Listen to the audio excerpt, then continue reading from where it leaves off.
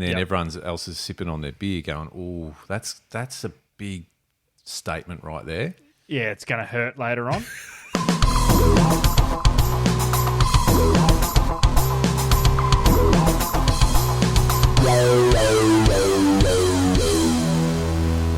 Hello, everyone. Welcome to the Deep Drop. This is a fishing podcast. If you're new here, welcome.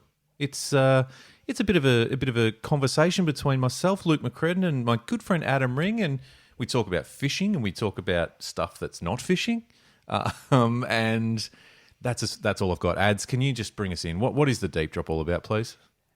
The Deep Drop can be easily summed up in one word. Awesome. What a shameless, selfish plug. But I love it. You have fun? Yeah, I love it. Well done. Okay, well, that's good. That's short and sharp from you tonight. Hey, it's the shortest and sharpest it's ever going to get. We have a lot of fun here.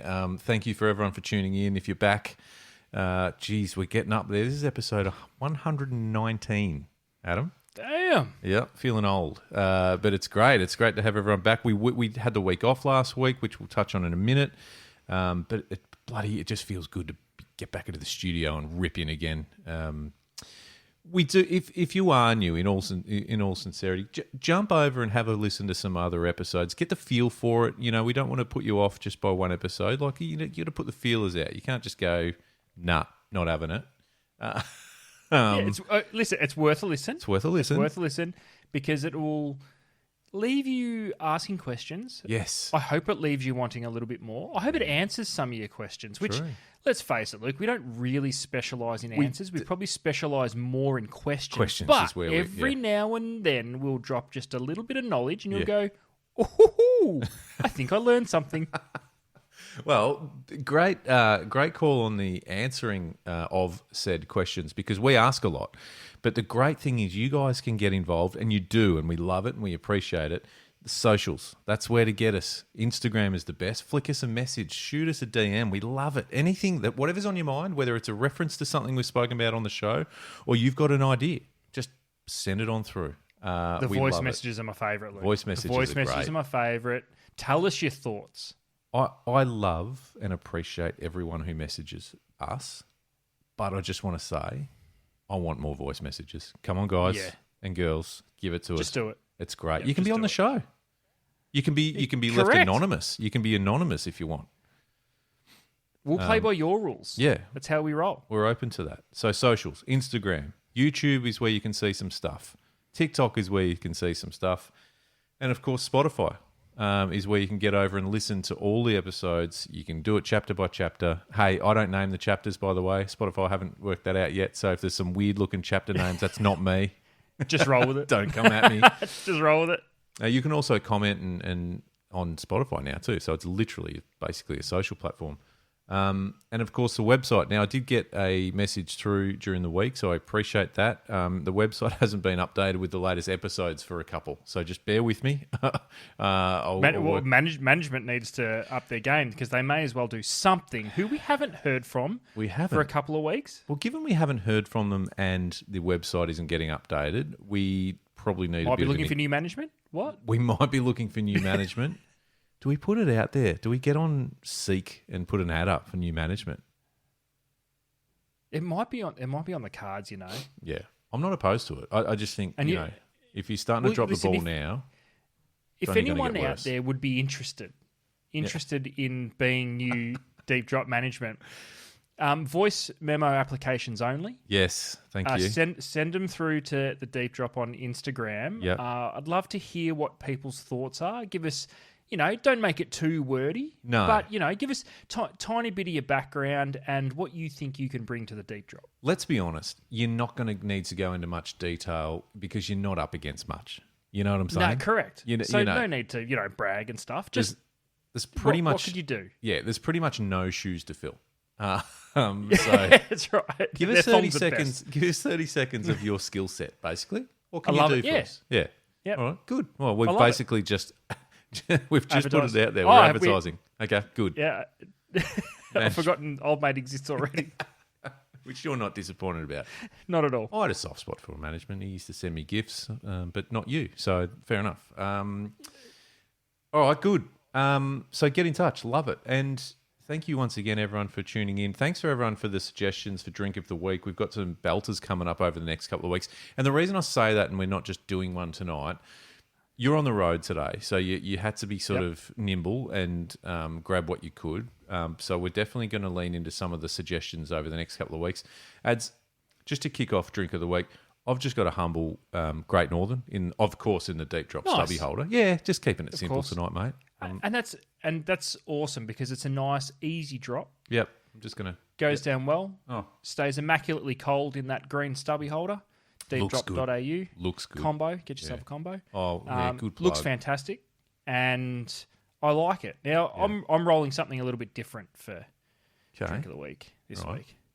Okay. As you alluded to before, I am actually on the road. I am in a hotel room in Horsham, and I'm smashing a nice 1.25 litre bottle of Pepsi Max that came with my glorious Domino's pizza that I put away before I logged in. That's a big bottle, dude. I know. I already feel sick. Oh, wow. You've gone Domino's and soft drink in a hotel room. Got it in a combo. You're not an idiot. With a bit of cheesy garlic. You're not an idiot. Of course you did. Wow. How's that going down? You might not last this episode. It's not going down well, I tell you. Well, actually, it's going down well, but it's not sitting well, especially because I've already put away half of it. Hey, but as we've said several weeks ago, Drink of the Week doesn't discriminate. If that's what you're rocking, that's what you're rocking. I went Pepsi Max, so I went the healthy option.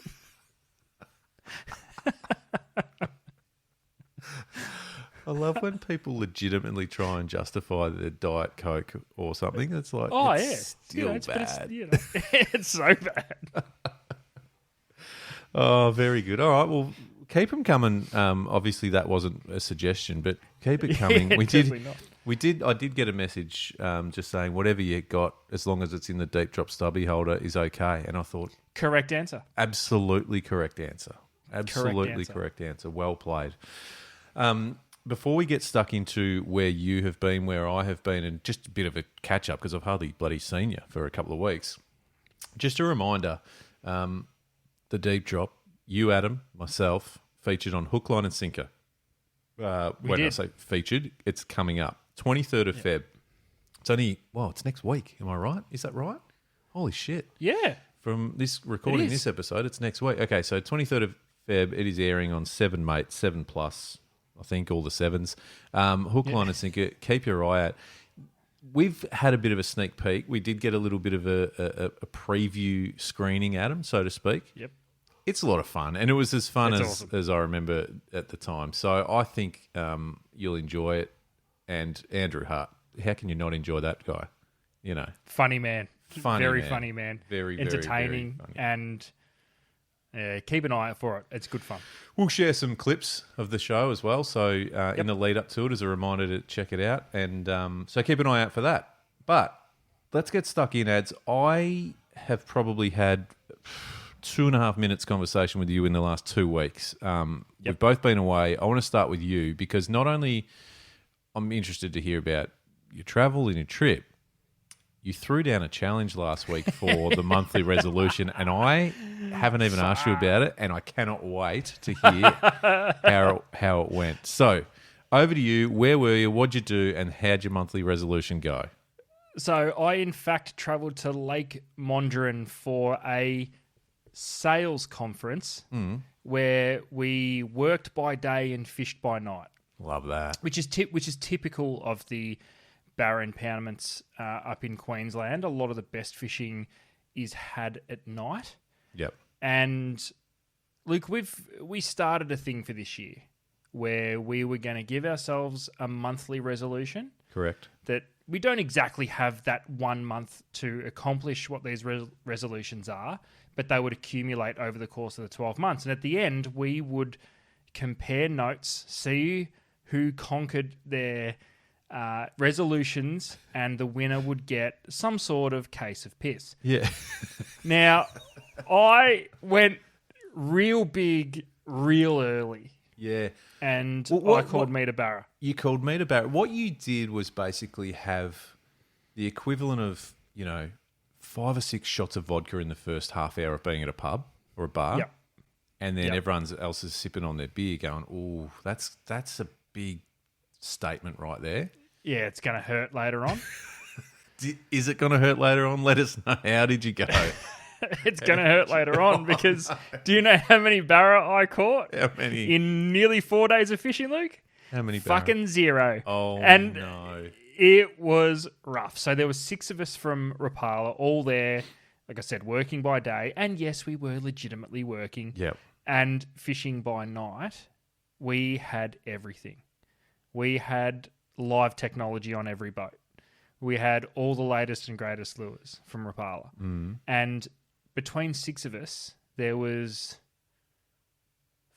5 barra caught, I think. Wow. And Timmy Morgan got every single one of them. So, oh, no. Now, between 6 of your 5 barra caught over a few nights, is that pretty standard with a fishery like Mondrian, or was that tough? No, it was tough. Now, listen, if someone told me that before we left, we between us were going to see, 5 barra for the whole trip, I would be like, oh, yeah, it's going to be awesome. There was a lot of hours fishing. And because we were using live technology, which I now, after using it for the first time, have a very, very clear opinion, which I'll give to you in a second. Good. On live technology. Man, it's hard. Yeah. It was so hard. And from by all accounts, everyone we spoke to, it was a very hard stretch. February is typically a tough month. Okay. But anyway, all excuses aside, we saw some fish, and every single fish that we did see between us was a metre or better. I think they were between a metre on the dot and a metre 13, I think. So serious fish.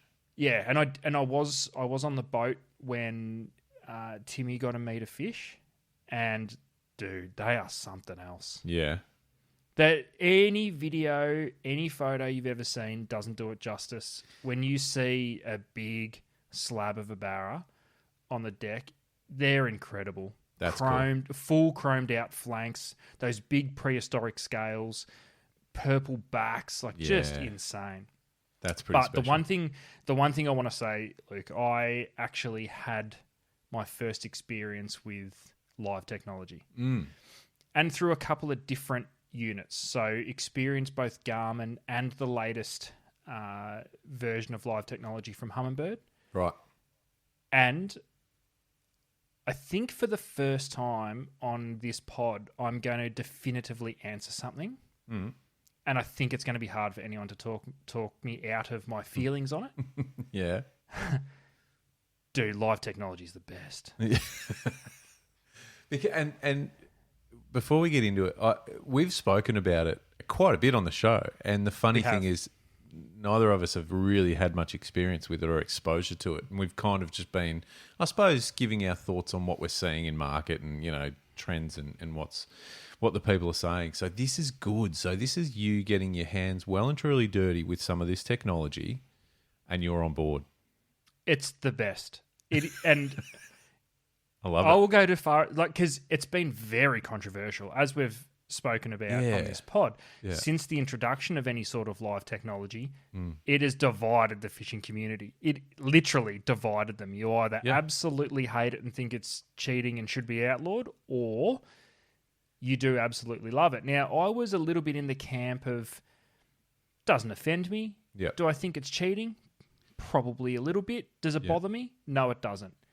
Now I've used it, Luke. It's the best. You're all in. So, because I think the Deep Drop as a brand stood on well and truly on the fence with it, didn't we? Yeah, definitely. Because we didn't have the experience from it. And the reason I say it's the best, and I'm not even trying to stir up any shit or poke fun at anyone. Yeah. The fact of the matter is, I fished for 4 nights on a barra impoundment. And didn't even catch a fish. Look, I had 2 definitive bites for the entire trip. And I didn't stick either of those fish. They were just hits. That's all they were. But knowing through live technology that I was constantly casting at fish kept me locked in the whole time. I would have wanted to give up on it because it's a grind. It's a grind. You don't know when you don't know if you're in the right spot or casting at the right fish. Or I knew that literally 95% of my casts for the entire 4 days were legitimately at barra and at barra that were at least a metre long. That's nuts. So, because we've asked on the question before, I suppose, to the listeners, which has been, again, without us having the experience to answer it, is it more frustrating spending a day casting a million casts in an area that looks like it should hold fish and not getting a bite, or literally knowing there are fish there because you can see them and still not getting a bite? Like it's a good question, and it's still endlessly frustrating knowing that fish are constantly refusing lures. But I'll give you a couple of scenarios at which the excitement of it completely outweighs any negative thing you have to say about it. Yeah. At one stage, I watched a barra that would have been a metre long follow a lure for 20 yards and turn off right at the last second. Wow. The whole time, I forgot to breathe. Yeah.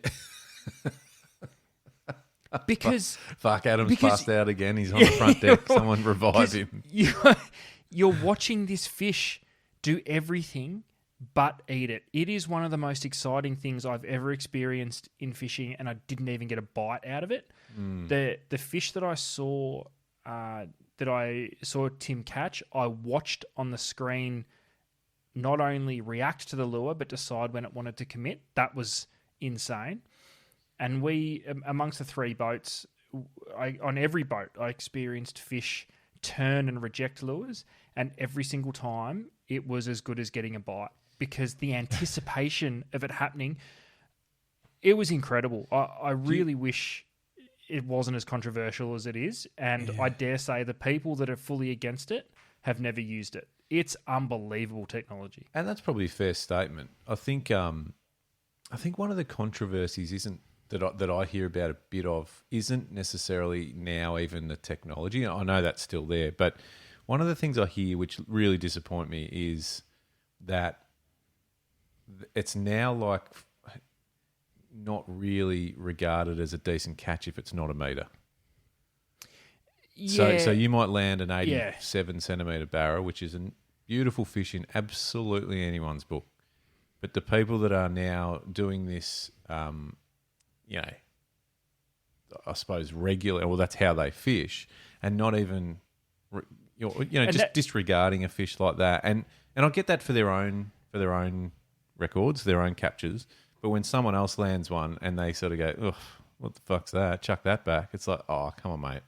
Well, I think that is probably the biggest negative. Yeah. It's not all peaches and cream with live scope. There is negatives, and I think that's probably the biggest negative. Yeah. It's the fact that if you catch anything below a flat-out trophy or a unicorn for that matter, it's not a good fish. That's a terrible thing for that's shit. The fishing and the fishery. It is. It's a massive problem, but it's always good. The same would be if there was just a red hot bite and live technology didn't exist, and then it happened. We saw it with bluefin. I mean, no one's used live technology for bluefin as far as I'm aware, but we had 3 good seasons of 100-kilo bluefin turning up, and all of a sudden, no one wanted to know about a 20-kilo fish that everyone was frothing for the previous 3 years. But it's and that just comes with it. But I just want to say too, the other thing that you get sucked into with live technology is see fish cast catch fish.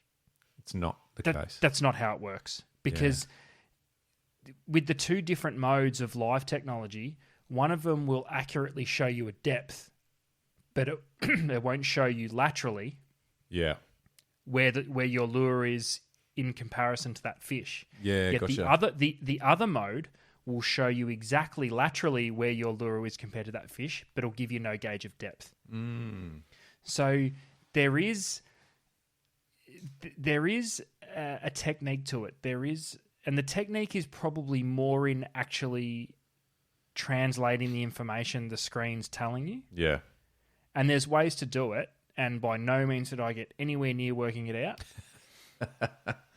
But for me, just knowing I was casting at fish was enough to keep me locked in.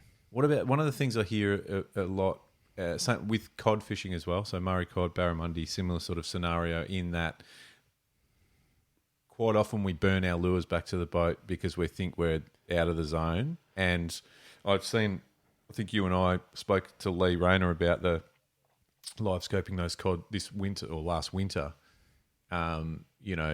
using mag drafts and stuff. And it's not till it's almost at the back of the boat that the cod actually decides to eat it once it sort of starts coming up through the water column.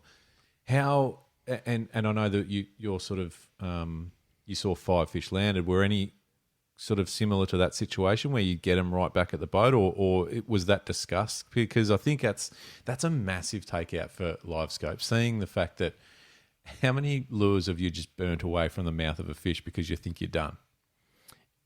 A lot. But it's funny though, because we didn't, any of those fish that would follow lures to the boat, yeah, they would turn off as soon as it got too close to the boat. Right, so none of them ate there. But funnily enough, the fish would always continue and sit under the boat. We only caught, I think there was 3 fish that were hooked because we just identified that there was a barra like right under the boat, and we basically teabagged them. Yeah, right. And we had three hits doing that, 2 hookups and drops. So that you would never know. Yeah, You'd never know, but isn't that a piss take from the fisher's perspective? 100%. I'm sitting here, mate. I'm sitting right 100%. here, and I'll probably eat a lure if you dropped it, but you're not going to because you don't know I'm here. Correct, and it's but even down to lures, and I remember I quizzed Lee on this about things that he'd learnt about lures through it. We're not being subtle. And Lee told me this, and now after seeing it, if you think you're winding slow, I can guarantee you're not. And if you are twitching a lure and you think you're being subtle, you're not. It's actually incredible how much we are moving and manipulating the lures, even when they're 20 to 30 yards away. So are we likely to see a reel built and designed for slow retrieve? Now, I know we've got different gear ratios and so forth, but knowing that, right, because it's actually not easy to wind really slow, if that makes sense. Like, yes, it's very doable, but it's like, are we likely to see at some point something that you can wind at a fairly casual rate? I know it sounds really weird, but it's actually really slow. Like, you know what I mean? I don't know. Potentially, the only difference is I think Murray cod is the only one I can think of that it's really critical that you slow down that much. I mean, barra, you definitely need a little bit of speed in the retrieve, especially if those fish are eating, say, a swim bait style plastic or hard body, where you almost have to. You have to control your speed, and the second it gets to their cheek, you need to speed it up a little bit so that the lure starts to plane right above their face. Yeah, gotcha. Whereas the other one that Lee spoke about was snapper. Well, how much slower you need to be working your plastic, and correct, and that one's fascinating. And I definitely think slowing a retrieve down is a million times easier with bait casters than it is with spin. Good call. Just because the natural way that a bait caster sits, and you do have those slower options. And I know spin reels have a gear ratio too, so they do work in the same way as bait casters, but it feels a lot more natural to slow down a bait caster than it does a spin reel. Yeah. So yeah, it was an incredible learning curve. I've never come away from a fishing trip having not caught anything and want to go back as much as what I have from this. And it's solely because weird, but I love it. I know, and it's solely because I know I'm 80% of the way there. I just needed to work out how to get those fish to eat. Because there was fish caught. There was multiple anglers. There was other anglers up there that caught fish. It sucks you in so bad. Well, I love the concept of knowing that live scope in all its glory, or live, what did you call it? Live technology, because there's all different ones. Yeah, I know. I'm trying to live technology. We'll go with that. Live technology. Like, I love the idea that for everything it's good for, it's still not a guaranteed fish catcher, which is so. No. And the reason I love that is because that's fishing. Like, that's right. There shouldn't be anything that's a guaranteed fish catcher. No, it gives you a very clear advantage. A very clear because what it's doing is opening you up to fish that you wouldn't normally cast at. So. True. I was quizzing one of the boys on, before any of this live stuff, how would you fish Mondi? Because we spent majority of our time casting at fish that were in open water. Yeah. They're basically cruising creek lines or contours, but they're seemingly out in the middle of nowhere. And it's a big bit of water too, right? Like, it's massive. It's massive. but basically what they used to do, they used to tie up to a tree or anchor on a point and cast for hours until fish cruise past, because they are going to work those points at some stage. That's what I mean. Like, you quickly forget that live sort of technology is only new. Like, so there's been plenty of years of heaps of fish decades of fishing without that stuff, and even pre-sounders. Like, you find a way, you work out a way, but it's just opened up a whole new ball game, hasn't it? Yeah, and just knowing, like I said, just knowing that you are constantly casting at something that could eat keeps you going. It definitely results in more fish. I'm not saying that it is an advantage. It's possibly the biggest advantage that we've ever encountered in recreational fishing. It has way more of an impact of when sounders first come out, way more of an impact when we saw side imaging and dowd imaging. It's a different beast. More than hydro wave?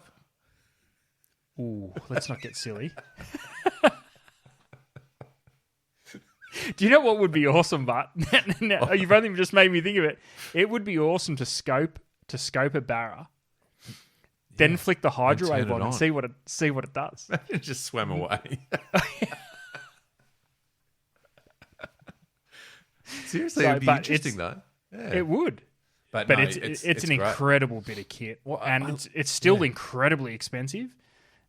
But if it's a legitimate game changer, and I love everything about it. Yeah, and it's becoming a thing that, look, and you and I have spoken about this off air. This is a completely other subject, but if the tournament scene keeps evolving and expanding, it's just going to be a thing that everyone needs.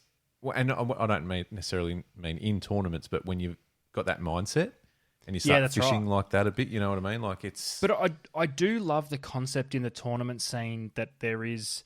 In some comps, they're putting a day aside where you're not allowed to use your live technology. Yeah. I still think that gives you the nice mix of, okay, don't forget how to be an angler. Yep. But also, you can't ignore the technology. It's too good. Well, I'm stoked that you've given us that sort of rundown and you've experienced it. But we can't steer away from the fact that you've gone all in on your monthly resolution. And you've burnt it.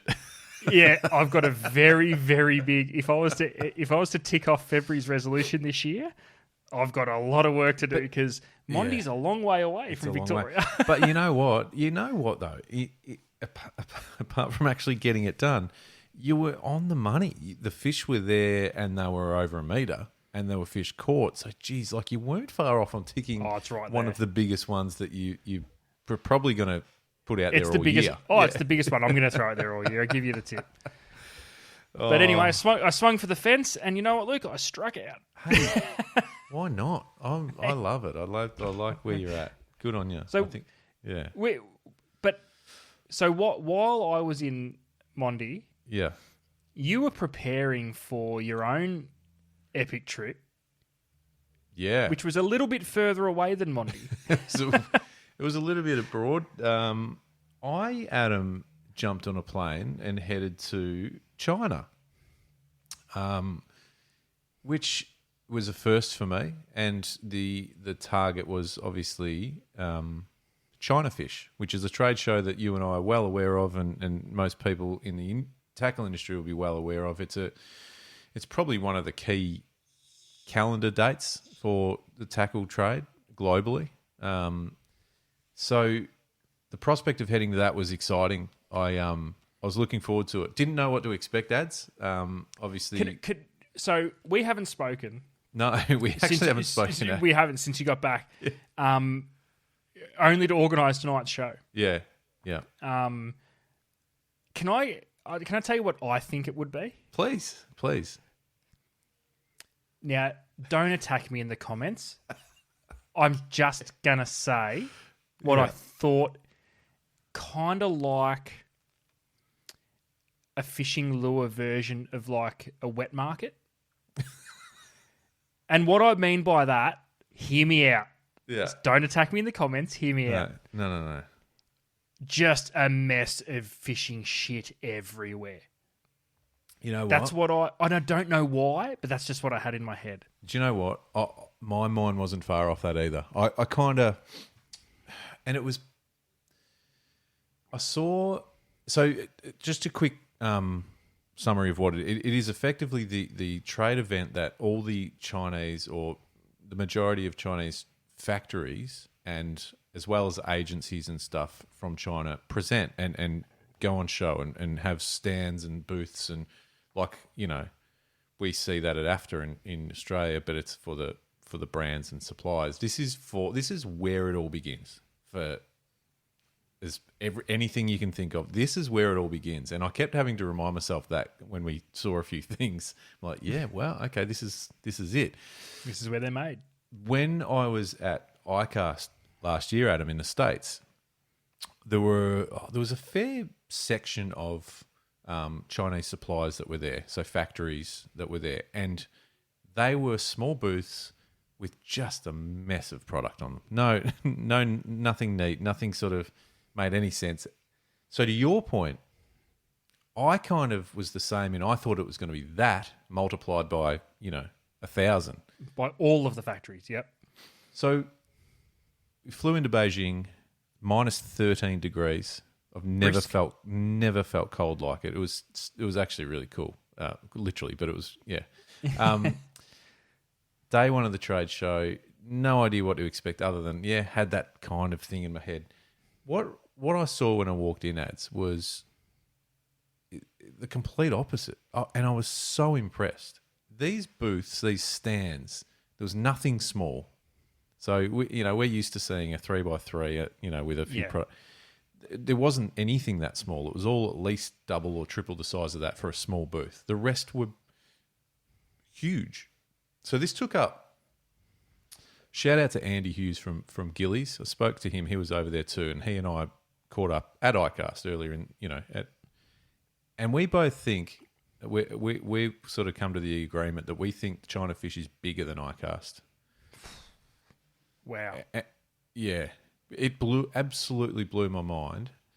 There was an element of mess to it, but it wasn't the mess that you're thinking of. The mess was my head, because there was no real rhyme or reason for the flow of it. So it wasn't like all the rod supplies are here, reels here, lures here, whatever. It was just everything everywhere. So it was a bit of a head fuck, in a good way. Sounds like it. It was quite overwhelming, but it was very impressive. And I was genuinely it was absolutely mind blowing. It was really cool to see where a lot of the stuff that we see in market comes from. Now, whether it's a hook, lure, reel, rod, whatever, 90% of it is from this place. And it was really, really cool to see. But to your point, it was impressive. And I'll be happy to go back there again next year if it comes up, because it was a great experience. So do you find they're all making the same thing, and you're essentially just looking around trying to find the diamond in the rough, or do they all maybe do they have their own little specialties? Because it seems from a buying perspective that it would be almost impossible, because there's so much to choose from. Yeah, pretty much. There are certainly a lot of them will have their specialty, and there was quite a few, and we sort of commented at the time where a lot of them would dabble in everything. So they'd have line, hardware, storage, lures, a rod or two. And they're the ones that you kind of go, but what's your specialty? And then you find one that they are just line. And you go, and it's noticeable. You go, yeah, this is good shit. Clearly you're in your lane and you know that's your lane and you're dominating. And that's awesome. And that's the same for even, like tools. Like, they're kind of everywhere, but then you come across a factory and they're clearly that's what they do. And you go, there's a big difference between someone who dabbles in it and someone who just owns it. Yeah. Yeah. So it was good sort of being able to do that exercise and go, all right, if, to see the good stuff, you almost need to find the ones that are just, they're in their lane and they're staying in their lane. Now, that's not to say that people can't do multiple things. Like we visited a couple of factories, which also was very, very impressive and mind-blowing. And one in particular did rods and reels. But it was the sheer size of this joint was enormous. So it was almost its own two-in-one. So, China, great place. I really enjoyed it. Went into a tackle store. Is that the first time you've been to China? First time been to China. Visited with one of my colleagues who spent lots of time over there. So he was kind of, pushing me to do the things that he didn't want to do, like drink the rice wine and eat the street food. Yeah. But hey, when in Rome. When in Beijing. Nice. I loved it. I really enjoyed it. It was a great place. We finished down south where it was a lot milder, sort of 16, 18, 20 degrees down, sort of basically in line with Hong Kong. A little place down there. And, mate... And you went to a tackle shop? Went to a tackle store. That was an experience. Well, here's something interesting for you. Here's something interesting. We said to the people is there any tackle stores around here where we were just towards the end of the trip? And they said there used to be a lot. But the online dealers have completely destroyed the bricks and mortar retail. Wow. Yeah. And now we're talking about a country that is vastly different from here. So this isn't going to align or reflect what's going to happen here or what's happening here. It's just simply the way, just the culture and the way it is. But it is gotten to the point where in certain cities there's still plenty of tackle stores, but for the most part they're disappearing. Shit. So that was interesting in itself. But we did find a couple, and we went into one which was predominantly a Daiwa dealer. It actually had the Daiwa logo on the front of the shop. The rest of it I couldn't tell you what it said. But we went in and it was cool. It was just a little store. It was only really small. It was laid out pretty cool, like nothing crazy, but no rods on display ads. Was when you walk into a store and you just pick up little things, there was no rods on display at all. They were in display boxes sort of hanging from the wall. Wow. All right. So I'm like, okay, well, pretty sure I can't feel the action of that rod if I want to buy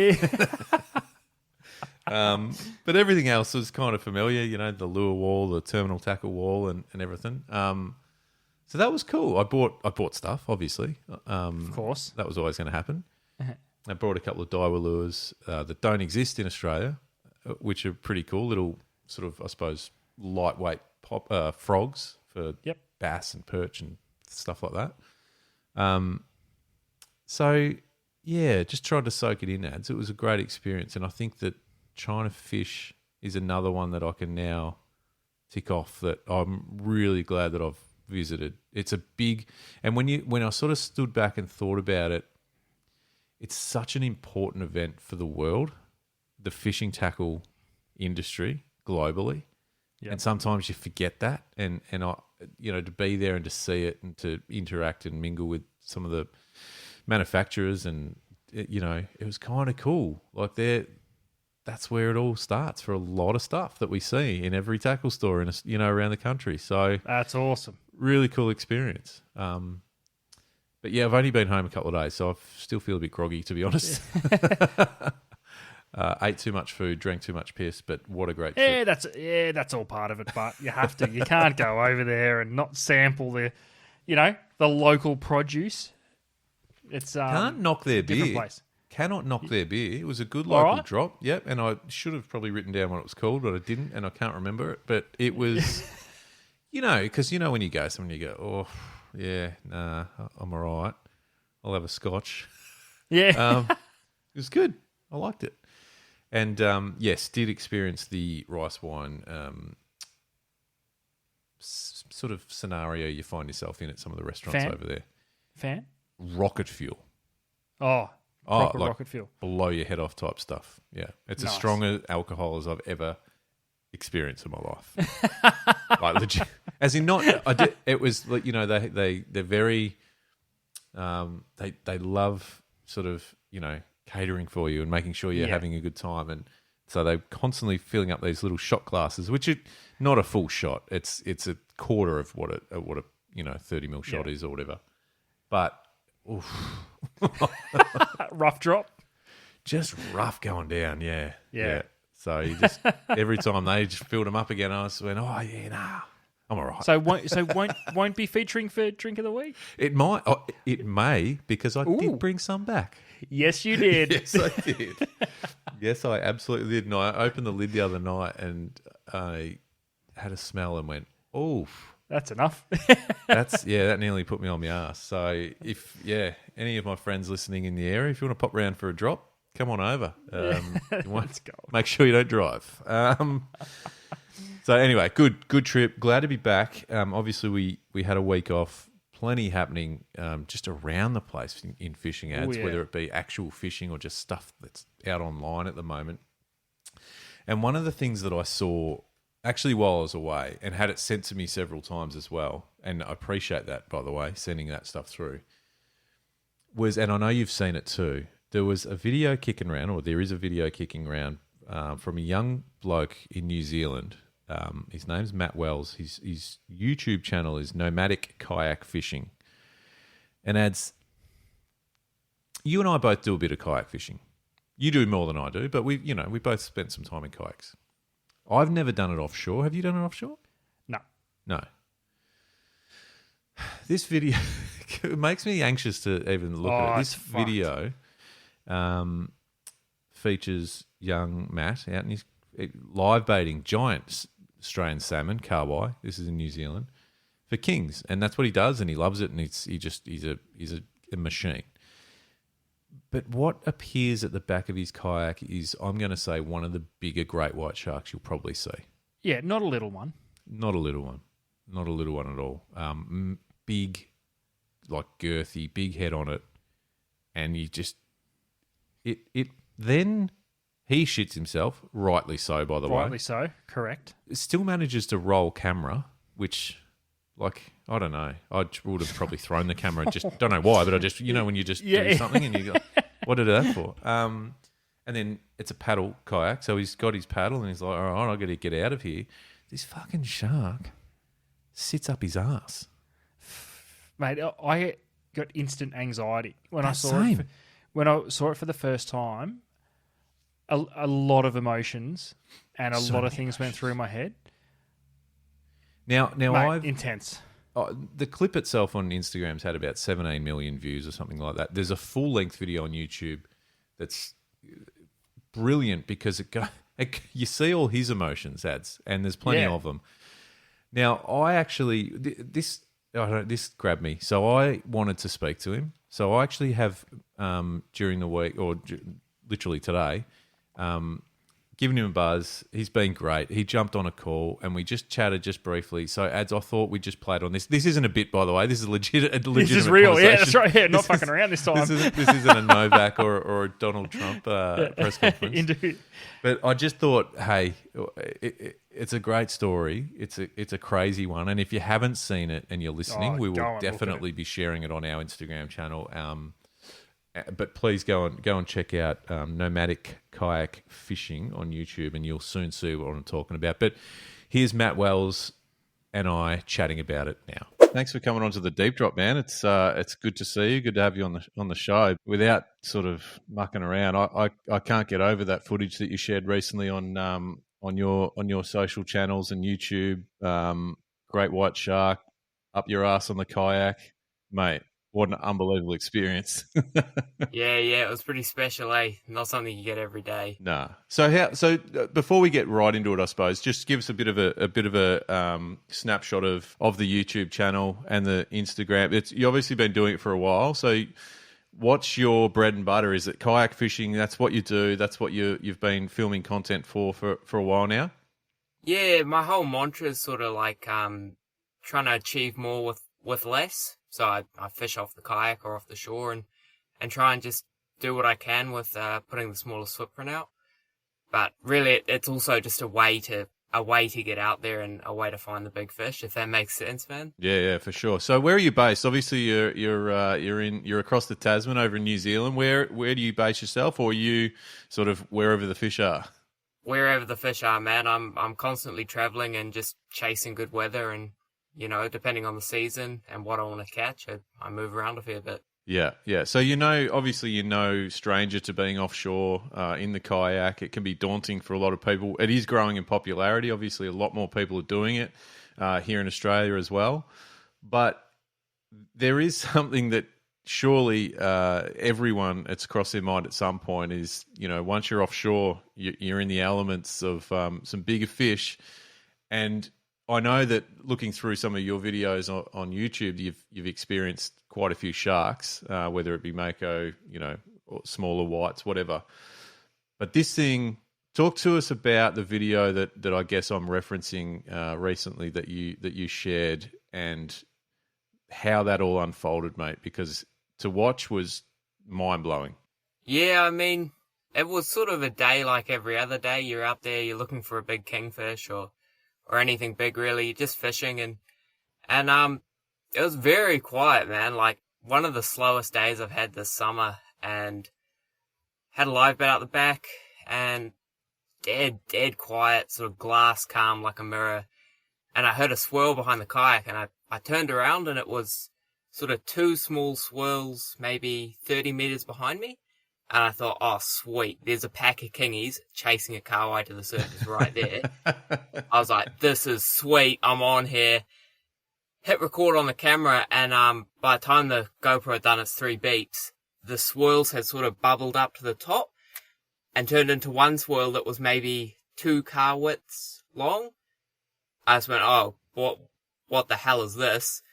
And then shortly after, just this tank of a thing sort of emerged out of the blue and cruised up to me. You can hear, like, I knew what it was straight away, and I was not happy about it, but yeah, that's sort of how it unfolded. There's no sort of questioning what it was. Obviously, straight away because it was big. Like, have you had experiences with whites before on the kayak?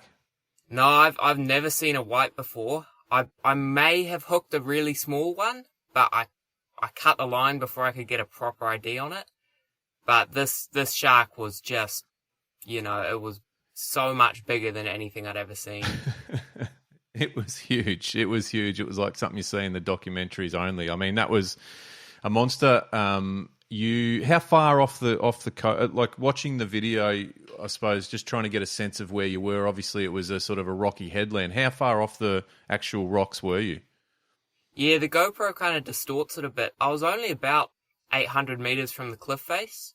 Yeah, and obviously these sharks get in pretty tight around those kelp beds and whatever, feeding on all sorts of stuff. But I want to know, I can't help but think when I watch it, and I watched it again last night, the full length one on YouTube. Now I've seen, on Instagram, I think it's had 17 or 18 million views for that short clip. But I urge anyone to go and watch the full length episode, because there's a few things that stood out to me, Matt.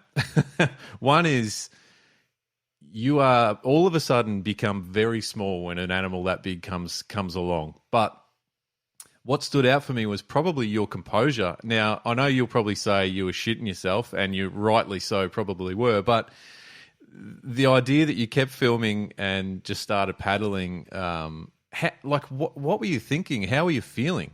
Oh, mate, it's hard to describe. Like, honestly, there was so many emotions all at once. I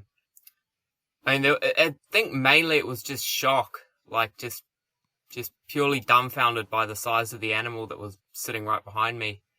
Obviously I was a bit scared, but I I don't know. I was keen to get out of there and not keen to hang around, I guess.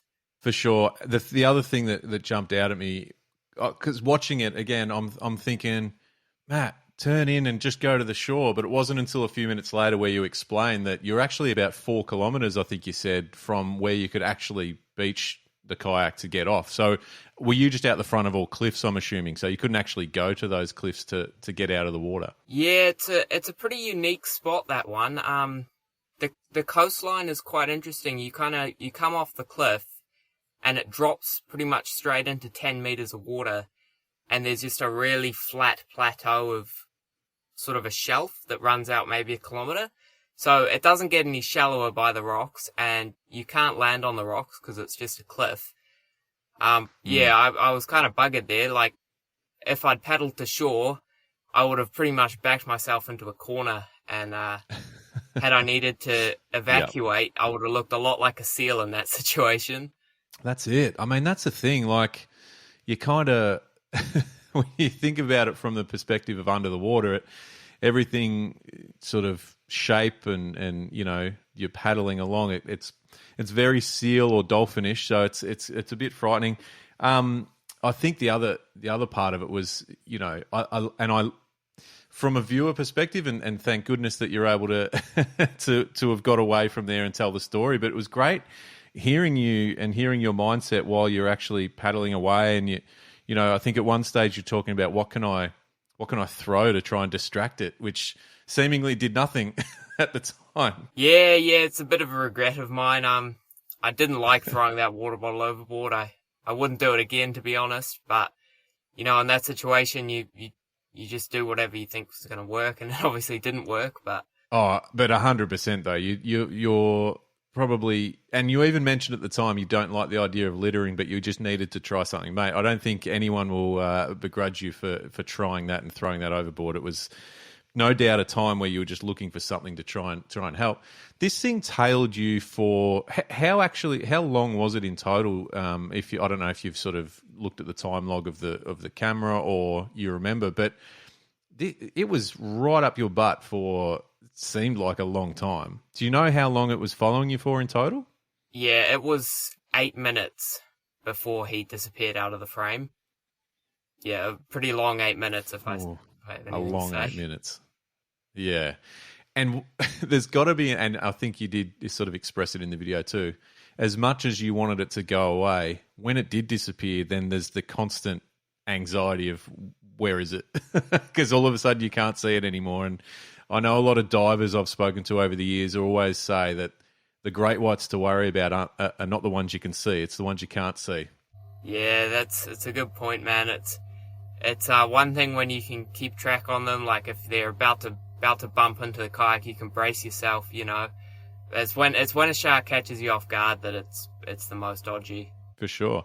Did you have genuine fear? I know that, like I said, you sort of, it's a pretty sketchy situation, but were there moments you thought, you know, this thing, if it's following me for so long, at some point it's going to, you know, have a bit of a crack? I think the most scared I was the initial sighting. After like 2 or 3 minutes, I realized, this thing is just playing with me, man. It's got no intention of eating me. They're not out there to eat kayaks, and he's obviously worked out I'm just a kayak, and I think that shark was just having a bit of fun, you know. at your expense. Fair enough. I mean, again, that's a pretty cool, calm, collected way to think about it. I still watch it, and it gives me anxiety to watch. How about post that? I mean, you made it to shore. You sort of started filming a bit later once you settled down. But how has that gone now? Like, have you been back out offshore in the kayak since? Are you know, does it put a bit of fear into your mind, or are you comfortable with the whole situation? Nah, I was pretty comfortable with it. I kind of made the decision, I'm not going to fish here tomorrow, so drove a few hours down the coast, and 5 a.m. the next morning I was out for, I think I did 10 hours on the water that day. Right.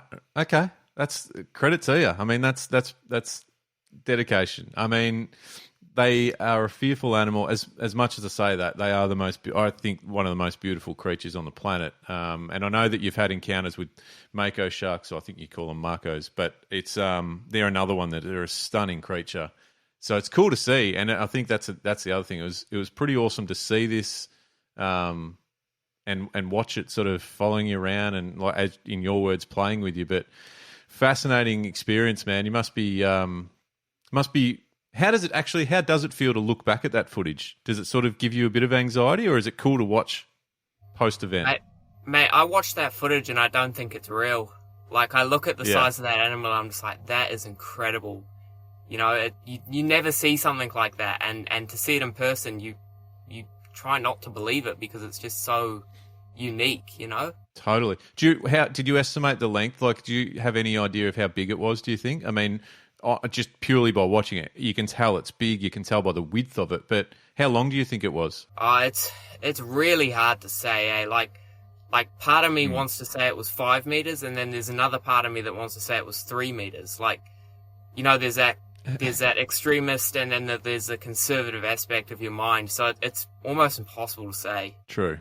I reckon, judging just by the girth of this thing, it had to have been over 3 meters. I would guess. And then to your point earlier, seeing the dorsal fin and the tail fin out of the water, there was a big gap. There was a big gap between those fins. Yeah, big gap. And then you've got the head. God knows how big the head was, but that's extending out in front. Yeah. It's massive. Well, I just thank you for sharing it, because I think it's an awesome thing to see. Like I say, it's easy for me to say because I wasn't out there. But as someone who does a bit of kayak fishing, we talk about kayak fishing a bit on the deep drop, but these are the kinds of things that often, you know, it I won't say it puts doubt, and clearly doesn't put doubt into your head, but sometimes just makes you feel a bit on edge. But I love the fact that you've embraced it and you appreciated the situation. But like I said, I think it was such a cool video, and obviously lots and lots of people have engaged in it and checked it out. And hopefully, you know, there's more amazing experiences for you, albeit safe. Yeah, I'm not sure whether you'll be eager to see a great white anytime soon. I don't know. Maybe you will. Yeah, I don't know. I think if there's one thing I'd do next time I see one, it's probably film it better. You know? When I watch back that footage, I'm kind of annoyed that I didn't get better footage of it. I think it was great. And I think given the situation and the circumstances, you did an amazing job. I don't even know if I would have been capable of just turning the camera on, mate. So you did very well. Don't worry about that. And tell us a bit, before I let you go, yourself, Kingfish, are they your number one go-to? Is that what you love to do? Or what is it? What gets you out of bed in the morning to hit the water the most? Oh, mate, it's pretty hard to beat a big kingfish, eh? Like, just the sheer power of the bloody things, it's incredible. But in saying that, we've had a big run of yellowfin tuna this season, so I've been trying to get one out of the kayak. I'm yet to be successful, but a lot of long days out on the blue water looking for them. That'd be pretty wild to do in the kayak. I think it's I have heard about the yellowfin run that you guys are having. To do that kayak would be pretty cool. I think we need to keep an eye out, because judging just by talking to you this short time, I feel like you're a pretty determined angler. So I reckon you're going to produce the goods pretty soon, mate. Yeah, man. I'm hoping it comes that way. All right. Well, let us know, where can people follow you and keep up to date. Check out obviously the footage of the great white that we've spoken about, but also, I guess, follow you in your adventures, and hopefully see a yellowfin in the not too distant future. Where's the best place for people to follow you? Yeah, the best place would be the YouTube channel, so Nomadic Kayak Fishing. You can follow me on Instagram if you want, but I'm not as active and it's a bit more sporadic on there. But yeah, Nomadic Kayak Fishing is the best place to keep up to date. Nomadic Kayak Fishing. Beautiful, mate. Well, I'm sure to keep following you because I think it's great, and good luck with everything out there, and hopefully you can get onto these yellowfin, but also some more big kingies, and hopefully you get left alone from the big whites that do swim around offshore, mate. But thanks so much for coming onto the Deep Drop. It's been great to chat to you. It's been good to chat to you too. Away from the media companies, just some down-to-earth fishermen. It's bloody good. That's it, mate. Good stuff. Well, we'll chat soon, eh? Yeah, cheers, man. Appreciate it. So there it is, ads. Matt Wells talking about that unbelievable shark encounter. You can absolutely have that. Nomadic Kayak Fishing is Matt's YouTube channel, and do yourself a favour and go and check it out. It's fascinating. But yeah, I'm not sure I'm overly inspired to head offshore in a kayak. Fuck all of that. Pretty much. Pretty much what I was thinking. Yeah, well said. Yeah, offshore won't be an option. No. Nah, ever. I'm good, thanks. Hey, now I've got a question for you that I'd like to pose to you, Adam Ring, but you listening. And now I should preface this by saying this was put into my mind by an Instagram post from Lee Rayner. I think it was last week. It was before I went away, I'm pretty sure. And it was he just had it in there in the caption, I'm pretty sure, as a question. And I thought, that's worth talking about on this show because I want your thoughts on it, Ads, and I want the listeners' thoughts on it too because it's a perfect time to talk about it with the kingfish kicking around at the moment, with snapper obviously still in people's brains up and down the coast, even sort of estuary fishing for dewies and that's starting to see some stuff from in New South Wales. What are your thoughts on the big baits for big fish theory? I think it's a thing. Yeah. Well, and let's break it down a bit because I think there's a few elements to it. But initial thoughts for you, it's a thing? Yeah, it's a thing. I think largely it could be a seasonal thing. Right. But ultimately, why I think it's legit and why big baits for big fish works. Typically speaking, I don't think big fish are too interested in expending stupid amounts of energy to try and eat 1,000 little things. Gotcha. When they can work hard for 23 seconds, yeah, eat hard, and then go and sort it out later.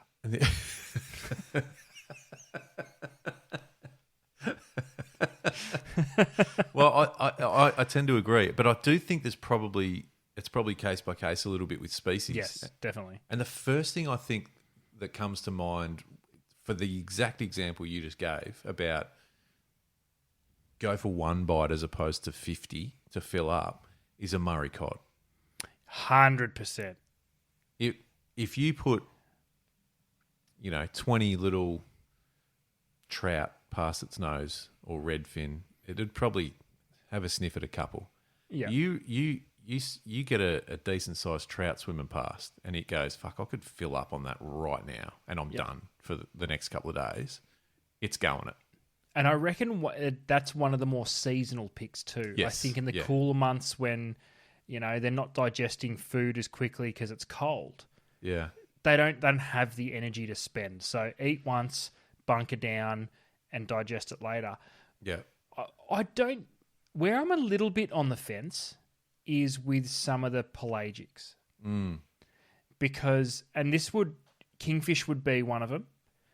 They're constantly moving anyway. Yeah. So it's not like a cod where they can eat something enormous and then just go and park themselves in a snag and just digest it over days. Yeah. Pelagics can't do it. So maybe I could see a scenario where big baits for pelagics maybe not so much a thing.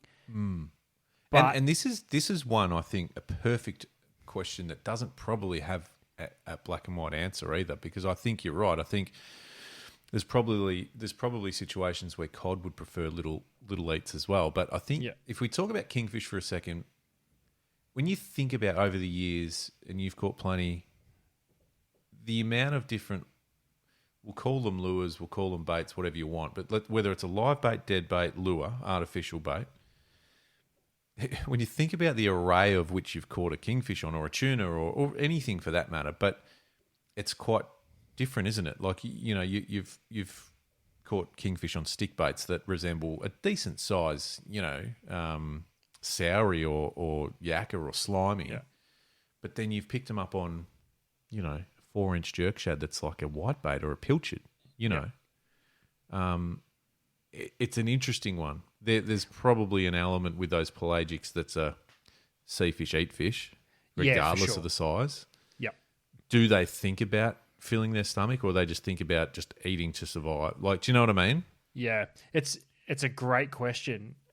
I think it's probably more see fish, eat fish, and it probably depends more on what sort of mindset they're in. If they're in a hunting to eat mindset, I think they're probably going to eat it regardless. But the other thing too is what's a big bait? Well, and this is mate, this is one of the oldest things that we've spoken about. Now, dates back to when we were in a tackle store together 1 million years ago. It was probably literally 1 million years ago, Adam. You and I are 1,020,000 years old. The Matt Watson video of feeding a big, like probably 2 or 3 kilo kahawai. Yep. Is that fair to say about that size? Yep, definitely. At least, like it was big to a snapper. I know. And the footage snappers' of it, mouths aren't that big. That not that big. And granted, it was the big snapper that they were fishing for, but the fact that there's underwater footage that I'm pretty sure our mate Keza shot back in the day. Oh, no way. Yeah. This snapper just annihilates it, without even hesitation. I sort of put it into a sense of a lure. So you take a 5-inch plastic and you go, oh, that's a big lure. It's not. And then you go and grab a 2 kilo bag of IQF pillies, and those pillies that are the same size as the plastic, you go, oh, the pillies are a bit fucking small. Yeah. It kind of depends what you're doing with it too. Yep. So again, snapper's a good one actually, because I was thinking about that one when I was going to raise this question with you today, because I think that the biggest bait people use these days and for a long time, is a silver whiting, and it almost feels like a big bait. But again, it's on the flip side of that. Again, you and I have used live baits and live squid, for example, like big squid, not even just a little lollipop squid. I'm talking like decent calamari you'd take home for a feed. Yep. Mate, you've rigged them up, and not only do they get eaten, they just get swallowed. Like they just get smashed. Absolutely smashed. So I guess one of the questions I was going to put to you on this topic, big baits for big fish, the theory of big baits for big fish is, if you are wanting to catch a big fish, there's, for the argument's sake, let's say snapper, and then we can move into other species if you want. But if there's some snapper around and you've got an opportunity to send down like one of those proper decent slimies live, for example, or a smaller one, or even a dead pilchard, like, does your mind go, fuck, if I send this big sucker down, I'm not catching a small fish? Do you know what I mean? That definitely yes, but solely in regards to snapper, that's probably more the thought process. I'm not going to get many small ones, yeah. It's never I'm going to get the biggest one because I've got a big bait. Yeah. Because majority of the big snapper that we've seen come out of Western Port and Port Phillip over our time having a look and following these things, Luke, they're on like squid rings. Yeah. Squid. They're not typically huge baits, though I do think the snapper that we're catching in our bays are vastly different to the fish that are being caught offshore. Yep. I don't think the fish that we're necessarily catching are massive ambush and active feeders. I think they're scavengers. And they've probably become accustomed to I won't say only, but eating smaller things. So yeah, because I think they're eating more crab. But offshore, let's flip it different. Let's flip it to kingfish then. So you've got in your mind, if you managed to get some big slimies or big yakkers or big squid or something, the idea of putting them down presents like a big fish opportunity. Is that where your head goes? Yeah, I'd feel a lot more comfortable with a 45 centimetre slimy than I would with a 4-inch pilchard. Yeah. If I was fishing for big fish. Yeah. What about dewies? Weird, you've done a bit more dewy stuff than I have. Would they sort of fit that mold of big bait, big fish? I don't know because the reason I bring them up, and just before you go on, the reason I bring them up is they are one that surprisingly big dewies will eat tiny lures, tiny fucking lures. Yeah, I don't know. They're an impossible one because I haven't done enough bait fishing for them. Yeah. Okay. At the times I've targeted them, it's been on lures, and admittedly, the biggest lure I've caught mulloway on is a 5-inch jerk shad, and it was a gulp jerk shad. They're not a big profile, so they're quite slender. All the other ones I've caught have come on 45 mil vibes. Yeah, that's what I'm saying. Like, that's weird. Yeah, I know. So I don't know, but everything about a mulloway is upside down and backwards. Like, they're proper, special units. Well, I'm going to bring it back downsized a little bit. What are your thoughts on a King George whiting? Big bait, big fish. Because I would have said typically small bait. I think you have to look at a fish's anatomy to give you... There's always exceptions to the rule, but I think you have to look at the fish's anatomy. That gives you everything you need to know. Whiting have got tiny, tiny mouths. I think you're better off, even for big whiting, going either small baits. If you're going to use big baits, they need to be really soft. So pilchard fillets. I've seen them caught on pilchard cubes. I've seen them caught on half pillies intended for snapper. I've seen them caught on squid rings, all this. I think that's probably more accidental, where they're not necessarily trying to eat it. They're just picking at it, and somehow they've managed to find a hook. So whiting, I would say keep the baits small. Because I could argue that I've been using bigger soft plastics, and that results in big, not many. Well, I won't say more big fish, but less small fish. I think do you know what I mean? But I think that's probably more because of the bait they think it is. You can take a 9-inch sandworm, and it's so incredibly soft. Yeah. No matter which part they eat, they're going to be able to break it off, and they would 100% know that. Yeah.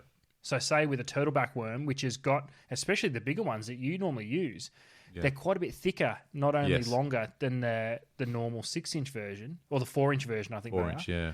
I don't think the whiting necessarily care too much when it comes to a sandworm, because they know whenever they hit it, it's going to break instantly. Yeah. Yeah, fair. Okay.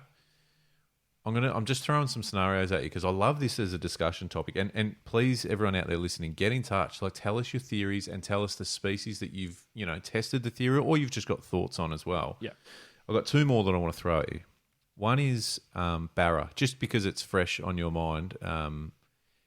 They are known to eat sort of a whole array, like whether it's prawns or little bony bream, but also I dare say some bigger mullet and things like that. Would you say that, and again, you've seen half a dozen meteries recently.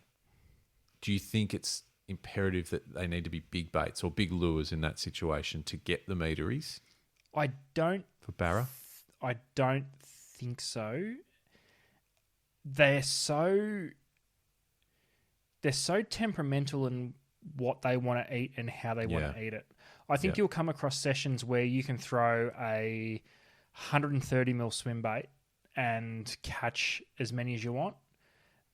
But when they were just being completely shit, like they were when I was up there, I saw multiple fish through not our group, but other anglers catch them on 4-inch plastics, 3.5-inch plastics. Right. But then majority of the fish that our group caught them on were on 7-inch plastics. Yeah, okay. Honestly, I don't think a barra really cares. It's I think the easiest meal is gonna be what's best for them. Yeah.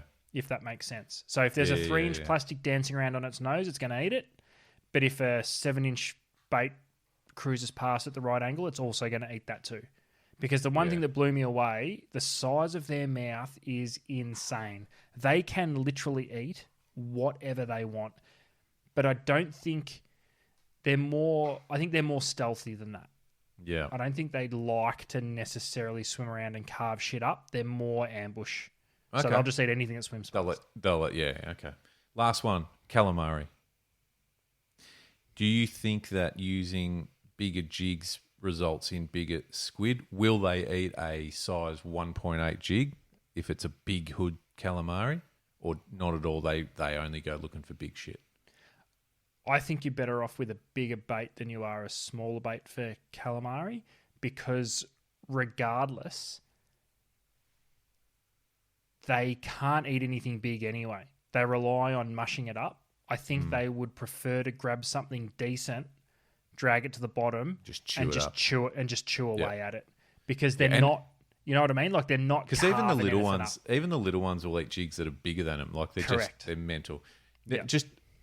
I saw the biggest squid jig I've ever seen, and I thought at first it was a novelty, but it wasn't. It's a full range. When I was in China, these things were 10 inches, and it was. Did it have a size on them? As in, like, you know how we have 2.5, 3, 3.5, 4 we max out at? 4 we usually max out at. Let me have a look. I'll share a photo because I did take a photo. Let me have a quick. I don't think it had a size on it. Just obnoxiously big. Yeah, like I'll show you that, but I will share the photo. It's like a size 16. Double prongs, and then I went, oh, hang on, no, it's an actual range of, they do them. So I think they use them for the ocean, the bigger offshore fucking arrow squid or whatever they are. Giant squid. Anyway, okay, well, no, that's good, but I think big baits for big fish. It's a theory, not for wrong or fish, right. 100%.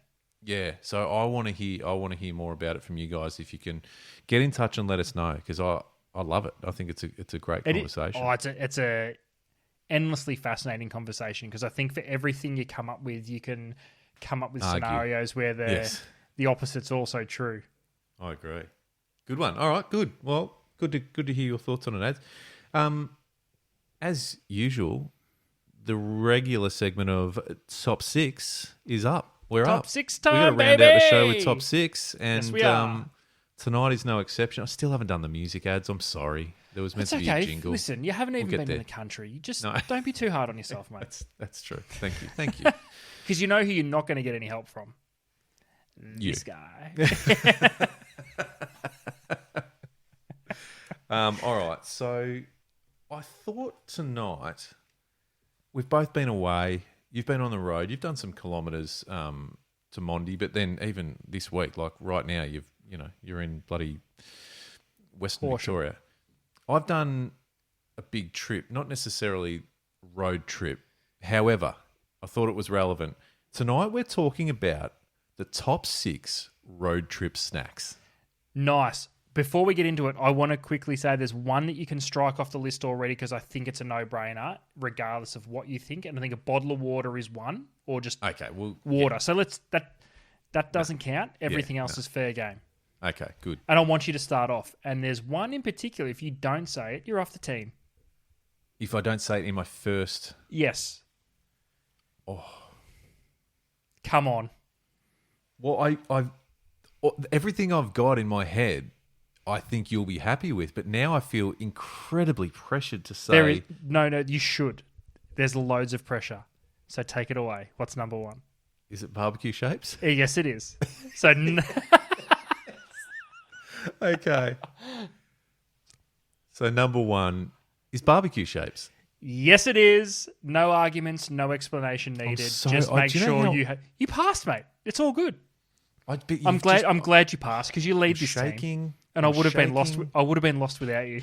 It was high pressure. It was high stakes right there. Oh, I didn't think you were going to put me on the spot, but you did, and I'm going to need a minute. All right, over to you while I compose myself. But we've got the high pressure one out of the way, Adam. Yeah. Number 2, can of V. Oh, okay. It's got to be V. Not Red Bull, not Mother, not Monster, not whatever. It's can of V. And it's a green V, original, OG. Wow, I love how specific. Very specific. So full sugar. So none of this zero sugar rubbish. If you ask me, the green one's full. Yes, that's right. And if you asked me 18 months ago, I would have said strictly full sugar only. I must admit, you don't find the no sugar ones that often anymore. I will grab one if that's available. Otherwise, it's a green V. Okay, good. All right. Can of V. Wow. All right. So, number 3, beef jerky. Oh, nice. Solid.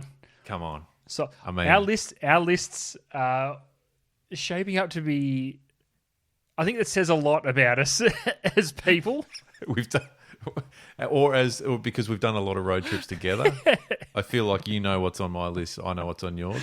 But beef jerky's Staple road trip fare. It's almost the OG road trips. Now it's the first one you grab, pretty much. Now, are you a jelly texture or bark texture? I like to chew on it, but I don't want it to be too soft. I want to soften it. You know what I'm saying? So you're more like a bark dried. I think so. Yeah, good answer. Yeah. You're on fire tonight, Luke. Yeah, thanks. Oh, mate, I'm feeling it. You are just oozing confidence that I am receiving, and I thank you for that. Yeah. Number 4, Skittles. I love Skittles. Skittles are so good. The problem is you can't just have a couple. You can't have a couple of Skittles. No, it's bag or nothing. Because you're just going to... You can get big bags of them these days too. Correct. Oh. And again, OG red bag Skittles. My kids like to muck around with the sour ones. That's fine. No, they can have them. Kids can have them. Yeah. They love sour shit, the kids these days. They do. No. But if you're going on a fishing road trip, it is red bag only. Yeah. Are you a bag in the console sort of a guy, or are you bag between the legs? Nah, console. Because a Skittles, you're not having them fast, so you don't need them between the legs. You can just position them somewhere. You can sort of casually dip your hand in. That's right. It's either in the drink holder next to me, or it's between the handbrake and the console. Yeah, good. Yeah, good. One more question, important question. Are you a grab a bunch and throw them all in your mouth kind of guy, or are you kind of like you want to absorb the flavours one colour at a time? I'm generally just throw them all in. Yeah, same. But do you have a favourite Skittle? What would be? Don't give us a top 6 number. Well, there's not even 6 flavours. Give us your top 1. Red. Ooh, okay. Yeah. Simple for me. Not bad. What about you? Yellow. Interesting. That's okay. I won't. That's okay. You're allowed to have a. But generally, it doesn't matter because I'm a handful type of guy. I'm a handful kind of guy, Yeah. and sometimes I think, am I wasting it? But it's good when they all go in. You know, that's right. You're definitely not wasting it. Okay. So I suppose with this next one, I'm putting us in a particular time of day. But number 5 is a Macca's hash brown. Ooh, a hashy. A hashy. Give us a hashy in the morning when I pick up my coffee through drive-through. All right. So is this an interchangeable one? And I hope it is because my next one's also interchangeable. Right. Are you going hash brown in the morning, but once you tick over 10:30, you're going cheeseburger? Yeah, I think I am. Yeah. Well, let's put it this way. I wouldn't have a hashy after 10:30. No, illegal. No, I'm not an idiot. Highly illegal. But this is where, barbecue shapes, beef jerky, a bag of Skittles is safe. Yeah. You're always in danger with a hashy of it being soft and shit. And it sticks to the fucking bag. Oh, mate. You know, nothing more infuriating. Exactly. You want to frisbee it back through the fucking window. The crispy where you really crunch into it and it's hot as fuck. There's not much as good as that. Correct. There's just not much as good as that. You know? Burn my mouth. I don't care if it's crunchy and crispy. Before you bite it, you know it's going to hurt, and you still got to do it anyway. I want to see steam coming out of that bad boy after I've bitten into it. Yeah. You know? I want to hear the crunch closely followed by, fuck, that's hot. Or that, yeah. Or the... when you try and talk and blow out at the same time.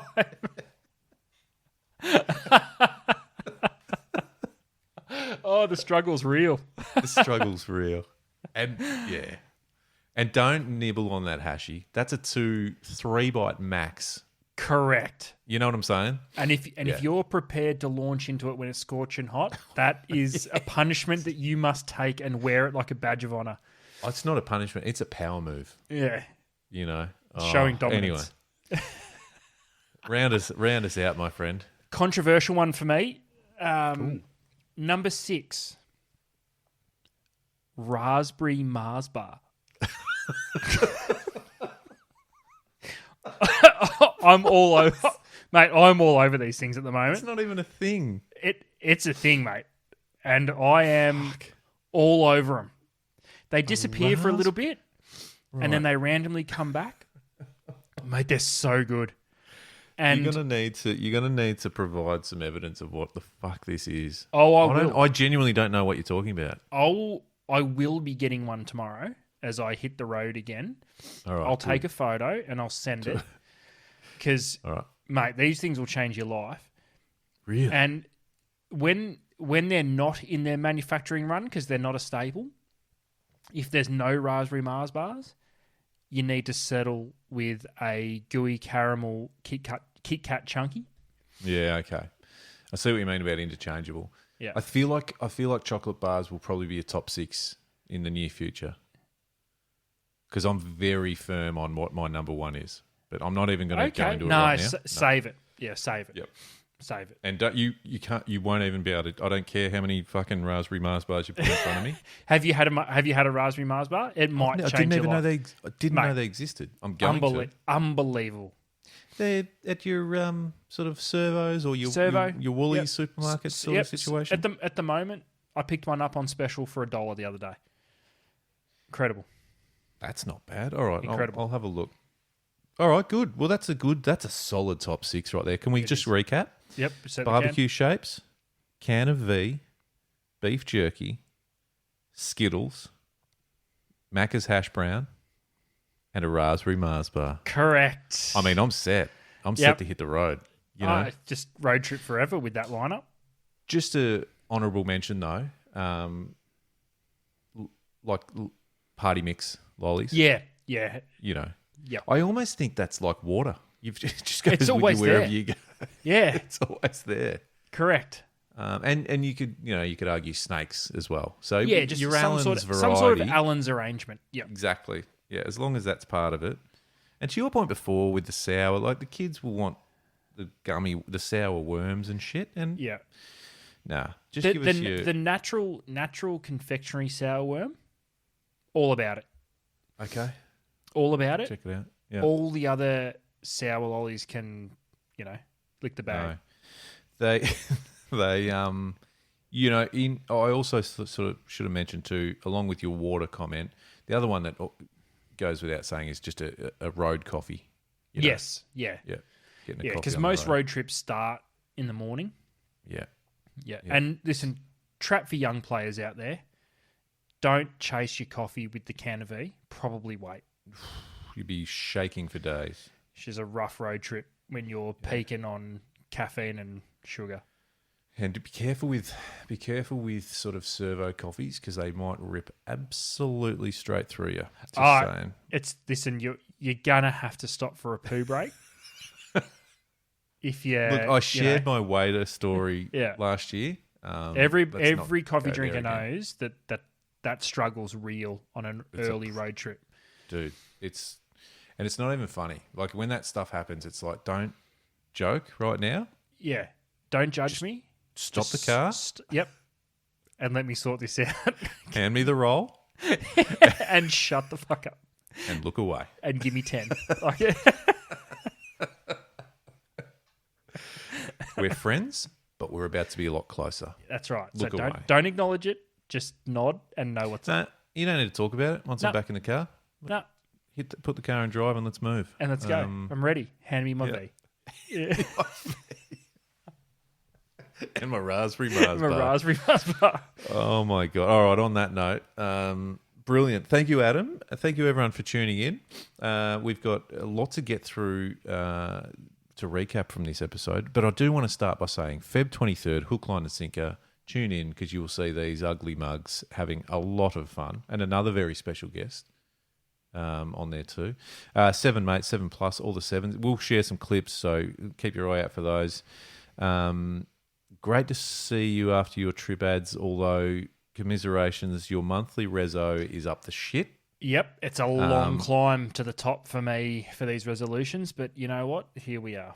Shout out to Matty Wells for jumping on for a chat today. That was cool. It's a crazy video. If you haven't seen what I'm talking about, head to Nomadic Kayak Fishing on YouTube and have a look at his shark encounter, great white style.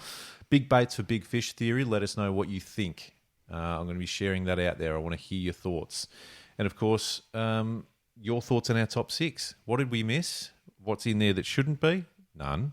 But what are your thoughts on it? Maybe the Raspberry Mars bar. Sorry, Ads. I'm not saying it shouldn't be like there. I'm just saying people have might one. I'm going to get you. I'm going to send you one. Send me one. I'll send you one. All right. Beautiful. Well, thank you very much. We'll see you all real soon. Thanks, Ads. Peace.